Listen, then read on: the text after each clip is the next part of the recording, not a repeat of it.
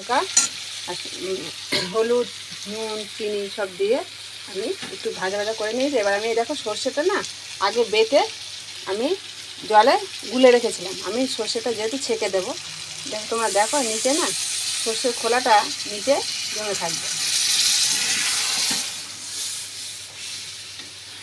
দেখো আর একটু জল দেবো, তো আমি সর্ষের খোলাটা নিচে আমি তোমাদেরকে দেখাচ্ছি।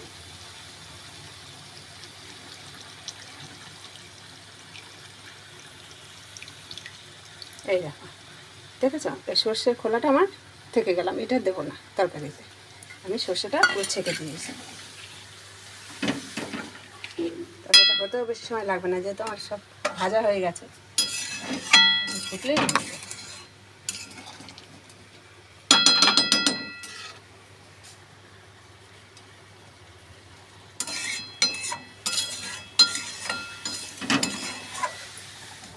হচ্ছে।